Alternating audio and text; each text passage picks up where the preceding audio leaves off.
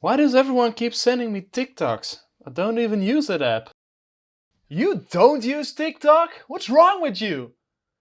You're some kind of boomer? No, I'm not a boomer, You study web design. You're behind the curve. You're lagging behind. Am I? Hi, my name is Jos. I'm 19 years old and I study web design in Amsterdam. The name of my study is Communication and Multimedia Design. I learn about a lot of topics, but what I find most interesting is research, programming, UX and interaction design, and I guess I like memes. Who doesn't? It seems to me that everyone's using TikTok nowadays, which I can hardly understand. I thought the app was just a mix between Vine and Instagram. Here's what I knew about the app. I knew there's a lot of toxic content on there, bad stuff. I thought it was mostly used by kids, and it kind of is. I know about all the awkward trends, well, I find them awkward. And I know it's owned by a Chinese company. I wanted to take a look at the design of the app, prove myself wrong that it's stupid. This was my plan. It's over, Anakin! I have the high ground! You underestimate my power! Don't try it!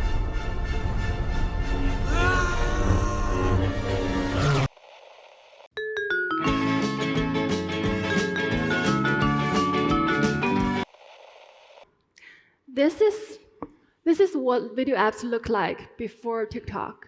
If I have 3 words to describe this experience, I would say back and forth, because you are jumping from the video list to the grid view to video and back and forth. The person talking right now is Vanessa Lee. She's a designer at TikTok, and I found this lecture of hers on YouTube. It's about 20 minutes long, and it talks about removing friction in the design of TikTok. And it's a really good talk, actually. Here she goes into detail about old video apps versus new video apps. So basically YouTube and Instagram and Snapchat versus TikTok. What she says about YouTube is that it's back and forth. So you have to scroll through a menu, pick a video, watch it, and then you have to go back to the menu and search another thing. Get on with it. Yes, get on with it. It's not that fast. Instagram and Snapchat made a little improvement by making it easier to swipe to the next video, but they still give you this grid view. That makes you waste a lot of time on choosing instead of watching. And I call it an interrupted experience. She has got a point though. Choosing videos in your tab and endlessly scrolling, just looking for something to watch can be a bit tedious. And as she said, you're putting more time into the scrolling than into actually watching videos, which is the thing you want to do. And this is what video apps looks like after TikTok. Okay, so Vanessa goes and basically humble brags about TikTok for a few seconds, so watch this. We are actually 4 different apps. So I'm not encouraging copycats, but if a lot of competitors are doing the same thing, that means we did something right. Vanessa, you're so silly. So you can see the interaction. It's full screen, and you can access your next video by swiping, and all the icons and the information locate comfortably within the range of your thumb. I can actually show you that. We call this the thumb zone. All the buttons are here and here, except for these 2. So this is the zone where you can use your thumb easily when you hold your phone with one hand, and the rest is all just swiping. From the UX perspective, I would say this interaction is good enough. Good enough? Vanessa, you work at TikTok, you're trying to sell a product. You don't say it's just good enough. Instead of the interruptive experience, I would call it immersive, right? Because it's full screen and it's the gesture is easy to use. Vanessa basically talks about a few forms of content. So the first one is what she would call back and forth. And this basically is YouTube. So you first pick a video, then you watch it and do the same thing over again.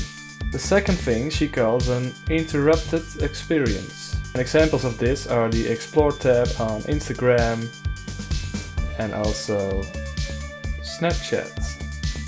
You still have to pick and watch, but you can also pick and swipe.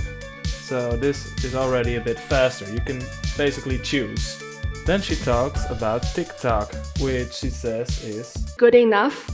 okay, she doesn't really call it good enough, it's what she calls a immersive experience. So all you have to do is watch and swipe. That's it. So after watching Vanessa's talk, I went and searched for a few other sources and I came across this Wired article. The article's called TikTok breaks all the rules of app design, but somehow still works. So after scrolling through the article, I came across this. It just contravenes everything I've been taught and everything I practice in my design career to date, says Senate Ken. Wait a minute, I know that name. I read some of his articles in one of my classes last year. Wait, how do I pronounce his name?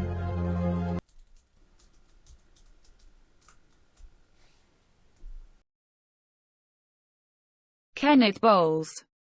Ah, so it's... Kenneth Bowles. Let's take a look at his website. Ah, here he is, the handsome fellow. And, well, if you look at this, it's quite impressive what this guy's done. I mean, Kenneth. So Kenneth talks about how TikTok's a little bit weird in some aspects. He mentions the white text on video and things like the icon size and also the weird navigation. This is by far my favorite part of the article. Bowles suggests that the design decision may also help encourage play and serendipity in apps that are used for fun rather as purposeful tools. But there's also a theory that such apps are designed to keep out older users. The theory, which I think is somewhat credible, was that by creating this intentionally slightly hard to use, slightly obscure design pattern, young users weren't going to be interfered with by parents joining the service. He says, because parents are opening it up and going, I have no idea what's going on. And they quickly give up. Oh, by the way, this is my boomer mask. You like it? This theory is just fascinating to me. Think about, what if it was actually true?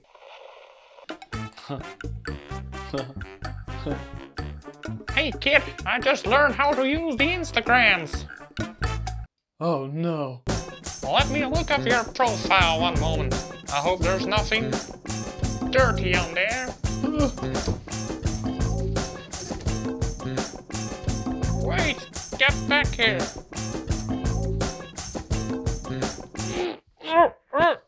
It won't open. Gosh darn it. I think I'm too old. So to wrap things up, there are a few things that can be said about TikTok. Vanessa talks about how the app is super easy and fast to use and that you don't have to go through the trouble of finding your own content. On the other hand, there's the Wired article with Kenneth. He talks about how the app has a few weird choices and design quirks. He's trying to say that it's not for everyone, but he does note it's a good thing that TikTok's a little bit weird and unusual. People can learn from that.